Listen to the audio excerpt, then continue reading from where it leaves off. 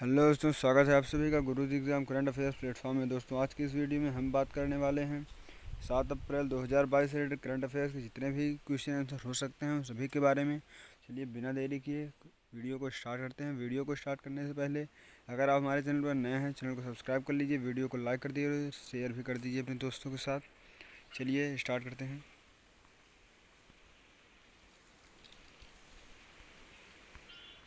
दोस्तों, पहला प्रश्न हमारे सामने आ चुका है। संयुक्त राष्ट्र मानवाधिकार परिषद ने किसको जलवायु विशेषज्ञ नियुक्त किया है? तो संयुक्त राष्ट्र मानवाधिकार परिषद ने डॉक्टर यान फ्राई को जलवायु विशेषज्ञ नियुक्त किया है। अब संयुक्त राष्ट्र मानवाधिकार की बात कर रहे हैं तो संयुक्त राष्ट्र मानवाधिकार परिषद के अध्यक्ष फेडरिको विलेजास हैं। संयुक्त राष्ट्र मानवाधिकार परिषद मुख्यालय जिनेवा स्विट्जरलैंड में है और संयुक्त राष्ट्र मानवाधिकार परिषद की स्थापना 15 मार्च 2006 को हुई थी। अब बात करते हैं संयुक्त राष्ट्र मानवाधिकार परिषद ने डॉक्टर यान फ्राई को मानवाधिकारों और जलवायु परिवर्तन के लिए दुनिया का पहला स्वतंत्र विशेषज्ञ नियुक्त किया है। डॉक्टर फ्राई को 3 साल की अवधि के लिए नियुक्त किया गया है। उनके पास तुवाल और ऑस्ट्रेलिया की दोहरी नागरिकता है। पद संभालने वाले पहले यान फ्राई होंगे जिनके पास ऑस्ट्रेलियाई और तुवालुअन दोनों राष्ट्रीयताएं हैं, माने ये दोनों देश के रहने वाले हैं। अब बात करते हैं दूसरे प्रश्न की।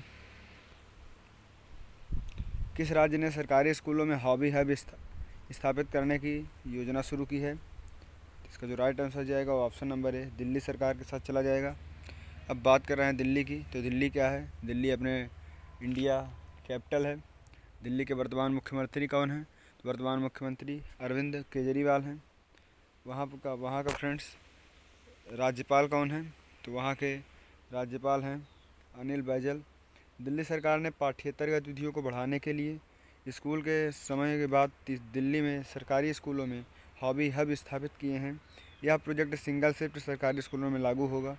इस नए शैक्षणिक सत्र के दौरान स्कूल के बाद के नृत्य, संगीत, कला और शिल्प गतिविधियों के साथ दिल्ली के सरकारी स्कूलों में हॉबी हब स्थापित करने की एक परियोजना पर काम चल रहा है। अगले प्रश्न की ओर। अगला है, भारत का व्यापार घाटा कितना पार अरब डॉलर के पहुंच गया है? माने भारत को कितने अरब डॉलर का व्यापार में घाटा हुआ है? तो भारत का जो घाटा है वो 192 अरब डॉलर के पार जा चुका है। मतलब भारत को 192 अरब डॉलर का विदेशी व्यापार में घाटा हुआ है।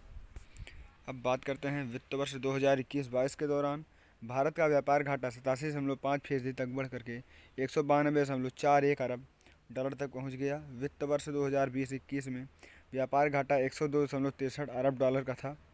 वित्त वर्ष 2021-22 के दौरान देश के सामानों का निर्यात बढ़कर 417.81 डॉलर के रिकॉर्ड स्तर पर पहुंच गया, लेकिन इस दौरान आयात भी बढ़कर 610.22 अरब डॉलर तक पहुंच गया। इससे 192.41 अरब डॉलर का घाटा दर्ज हुआ है। बात करते हैं अगले प्रश्न की, तो किस देश ने 3 रूसी राजनयिकों को निष्कासित कर दिया है? इसका जो राइट आंसर जाएगा वो ऑप्शन नंबर है स्वीडन। स्वीडन ने 3 रूसी राजनयिकों को अपने देश से निष्कासित कर दिया है। किस देश के नए वित्त मंत्री अल साबरी ने नियुक्ति के एक दिन बाद इस्तीफा दे दिया है? तो अल साबरी किस देश के नए वित्त मंत्री बने हैं अभी हमने आपको कल बताया था, तो वो श्रीलंका के। तो श्रीलंका के नए वित्त मंत्री अल साबरी ने नियुक्ति के एक दिन बाद ही इस्तीफा दे दिया है। आर्थिक संकट के बीच डिप्टी स्पीकर ने भी जो है इस्तीफा दे दिया है। और श्रीलंका में आर्थिक संकट के बीच राष्ट्रपति गोटबाया राजपक्षे की सरकार ने संसद में बहुमत खो दिया है।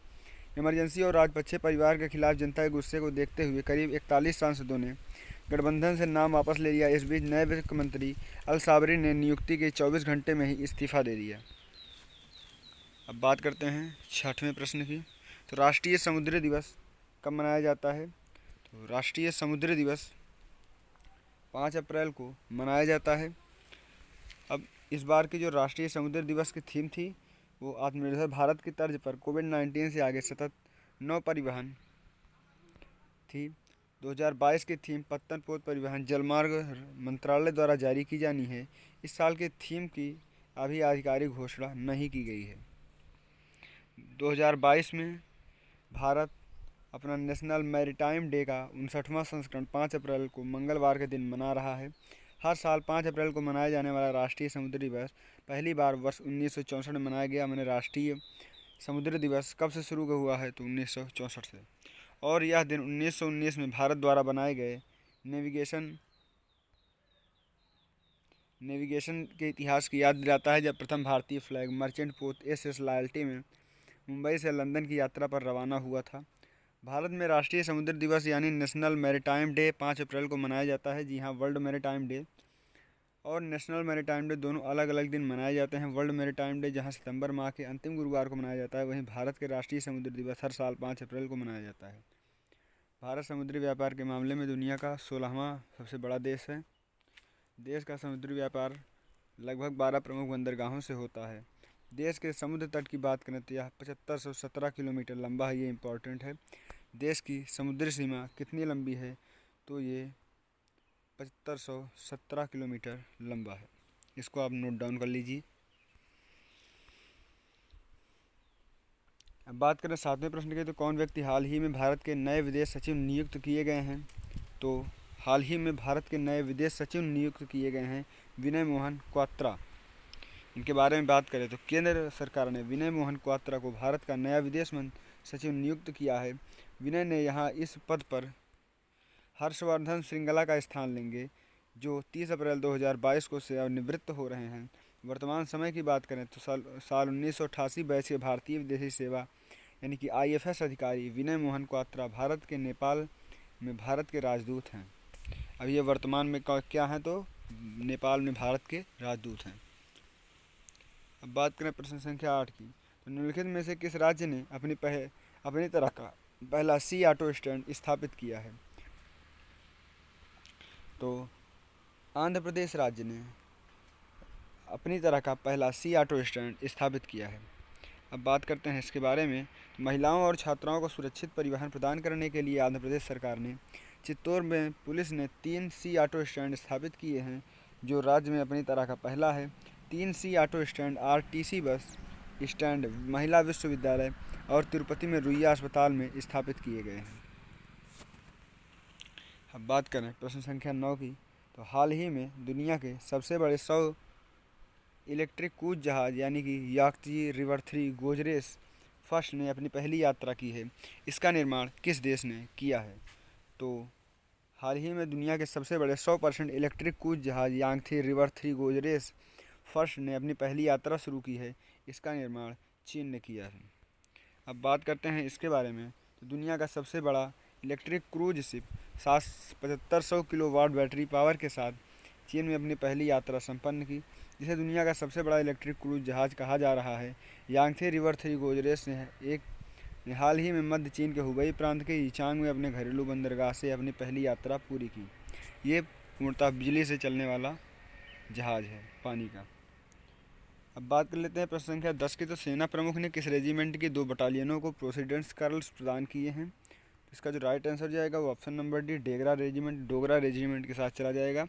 फैजाबाद में डोगरा रेजिमेंट सेंटर में आयोजित एक असाधारण रंग प्रस्तुति परेड के दौरान थल सेनाध्यक्ष जनरल M.N. नरवणे ने डोगरा रेजिमेंट की 2 बटालियनों 20 डोगरा और 21 डोगरा को प्रसिद्ध प्रेसिडेंट कर्नल्स प्रदान किए हैं। अभी अब जो है आपको बताएं हमारे पूर्व CGS जनरल कौन थे, तो वो बिपिन रावत थे। दोस्तों, आज की हमारी करंट अफेयर्स की वीडियो में बस इतना ही। 7 अप्रैल 2022 से रिलेटेड करंट अफेयर के जितने भी इंपॉर्टेंट क्वेश्चन हो सकते थे, हमने उन सभी के बारे में अध्ययन कर लिया है। तो आशा है आपको वीडियो पसंद आई होगी। वीडियो को एक लाइक जरूर कर दीजिएगा। चैनल पर नए हैं, चैनल को सब्सक्राइब कर लिए, बेल आइकन को प्रेस कर दीजिए। इसी के साथ जय हिंद, जय भारत, धन्यवाद।